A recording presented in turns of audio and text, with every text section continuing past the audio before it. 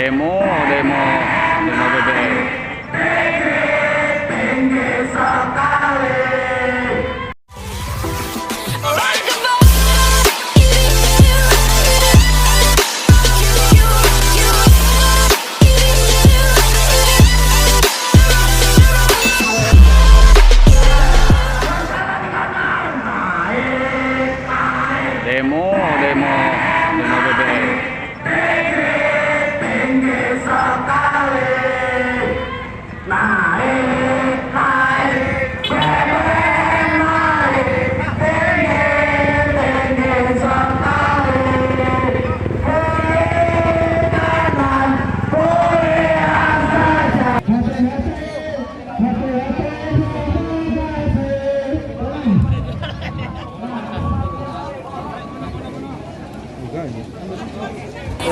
Live event dari Muhammad Taufik and Partners. Ini langsung dari depan gedung DPRD Surakarta. Ribuan mahasiswa dari berbagai perguruan tinggi negeri dan swasta di Surakarta.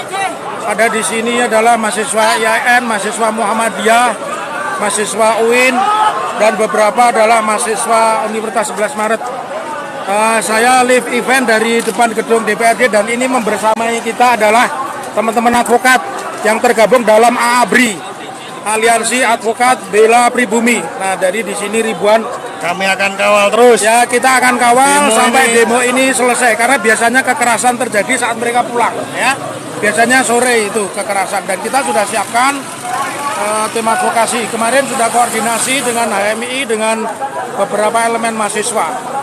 Demikian live event dari depan gedung DPRD Surakarta untuk aksi demo pada hari ini dengan 3 tuntutan: turunnya harga BBM, kemudian yang kedua hentikan oligarki, dan minta Pak Jokowi mundur saja kalau tidak mampu. Waktu untuk kita menuntut penolakan kenaikan harga BBM, Pak. Alhamdulillah Bapak Ketua Dewan bisa hadir, dan mudah-mudahan dengan hadirnya Bapak Dewan bisa ada solusi dari kenaikan harga BBM ini, Pak. Kita, buruh dan juga mahasiswa menolak dengan tegas dan juga meminta solusi bagaimana nasib rakyat Kota Banjar, Pak. Apabila harga BBM naik, Pak, sedangkan gaji buruh dari kemarin kita buruh demo ke sini. Revolusi. 5 langkah revolusi. Dari itu, Pak Dewan, kami ke sini. Kedepannya tidak ada tindak lanjut untuk masyarakat Kota Banjar tentang solusi kenaikan BBM, maka akan berangkat ke bahan pokok, maka kami akan datang lagi dengan banyak masalah. Maka dari itu, saya juga meminta kepada pemerintah Kota Banjar untuk kemudian siap membuat suatu aturan-aturan ataupun kebijakan-kebijakan untuk keberlangsungan Kota Banjar lebih baik lagi. Maka dari itu, saya meminta untuk transparansi publik dan melibatkan elemen-elemen mahasiswa, elemen-elemen masyarakat untuk kemudian bisa merumuskan apa yang menjadi kebijakan-kebijakan yang itu nantinya akan pro terhadap rakyat. Karena apa? Karena kalau misalkan hari ini tidak dilibatkan elemen mahasiswa, tidak dilibatkan elemen masyarakat, ini bersama tentunya bahwa hari ini kita mengacu kepada pasal 33 ayat 3 tahun 1945 bahwasanya bumi, air, dan kekayaan alam yang ada di Indonesia dikuasai negara dan sebanyak-banyaknya untuk hajat hidup orang banyak. Kalau misalkan hari ini ketika BBM dinaikkan, tentunya itu sudah melanggar apa yang menjadi pasal 33 ayat 3 tahun 1945.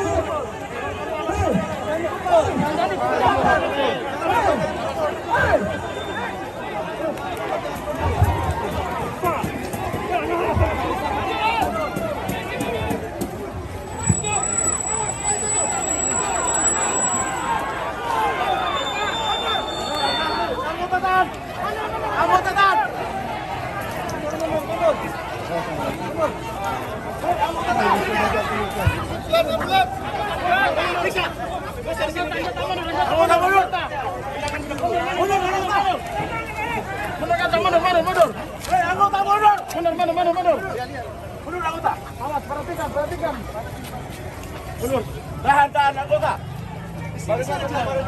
Tahan. Di sini saja, jangan mundur. Sini aja. Tahan. Sini saja, jangan mundur.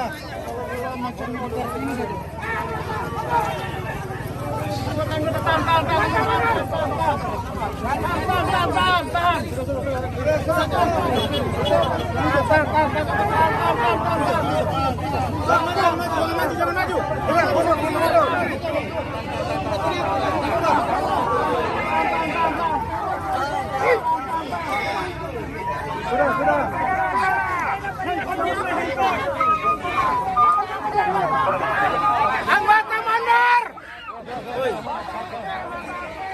Propos. Anggota mundur. Kamu jangan di situ. Udah anggota. Mundur.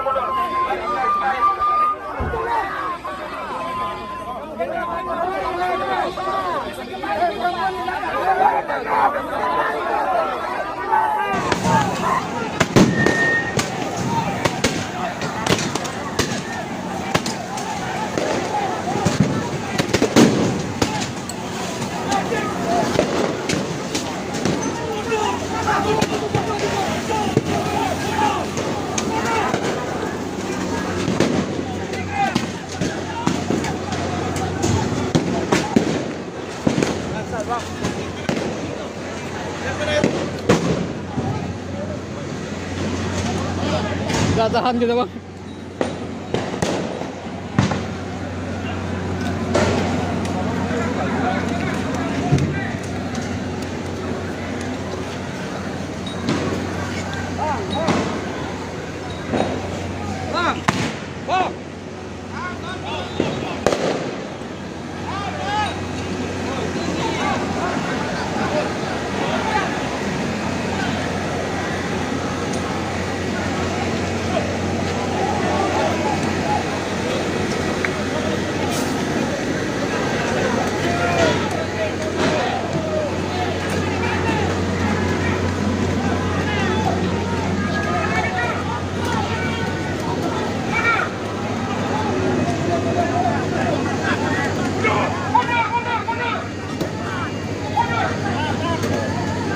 Minta tolong, minta tolong ke arah sumber sungai. Minta tolong. Duduk.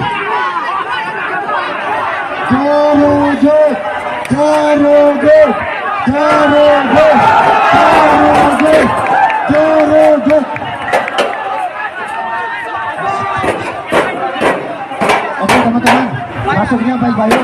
teman-teman yang dari utara, ya, teman-teman yang dari utara yang merasa bersyukur.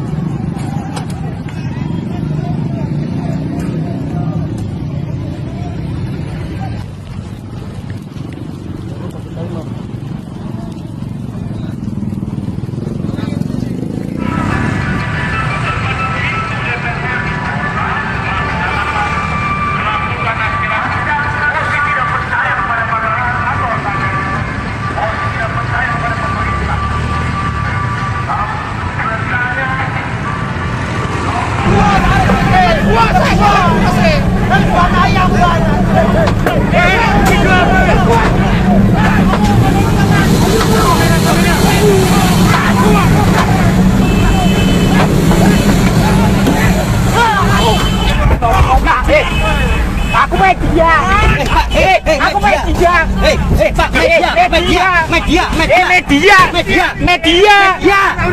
Aku media. Aman.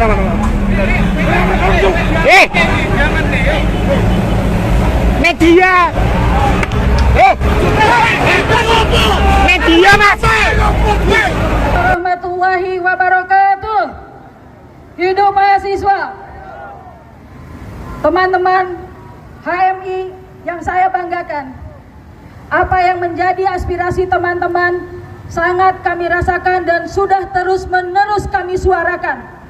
Rapat dengan Menteri Keuangan, rapat dengan Menteri ESDM, rapat dengan Direktur Pertamina, rapat dengan BPH Migas.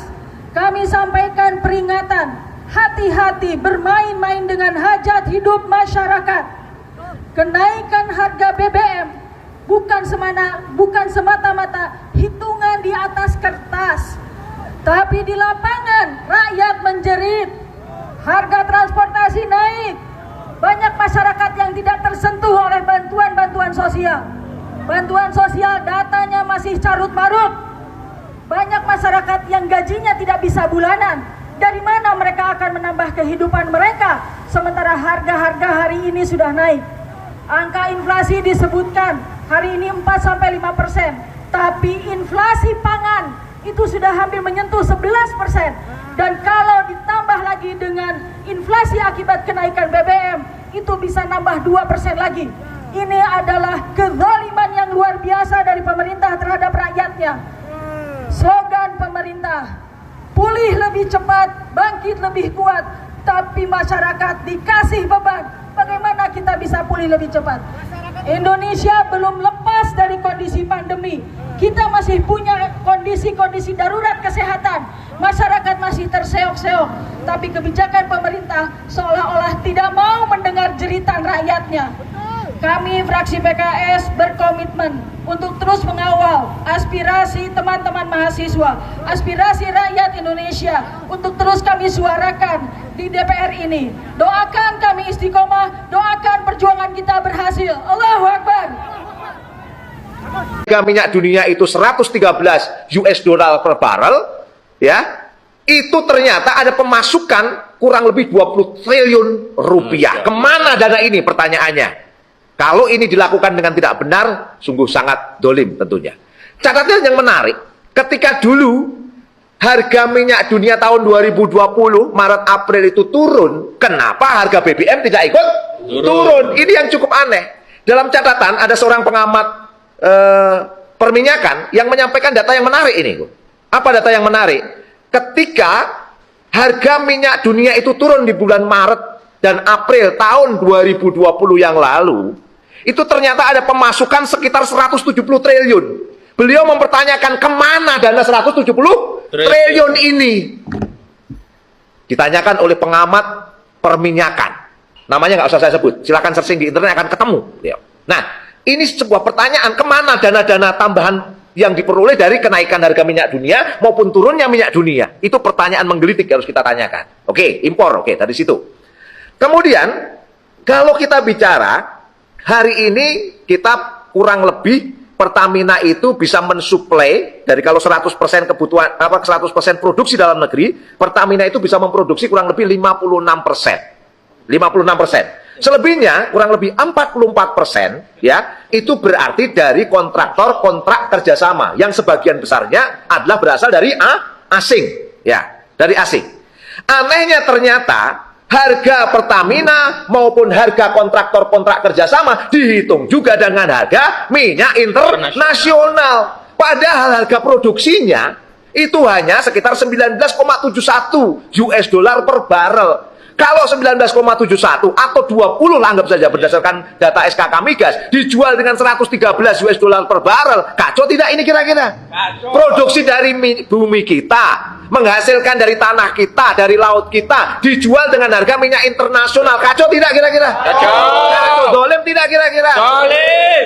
Inilah pola yang kacau selama ini. Apa yang kita sebut liberalisasi sektor hulu. 44% dikuasai oleh asing, diminta dibeli harga dengan minyak dunia. Ditambah lagi, ternyata di hilirnya harga minyak dan BBM itu juga dihargai dengan harga minyak internasional. Itu persoalan menggelitik dari supply and demand kita. Supply and demand kita persoalannya yang terbesar di situ. Kira-kira kalau kita membahasnya ya. Jadi ada persoalan apa tadi? Liberalisasi sektor hulu dan sektor hilir kita. Dolim tidak kira-kira? Dolim.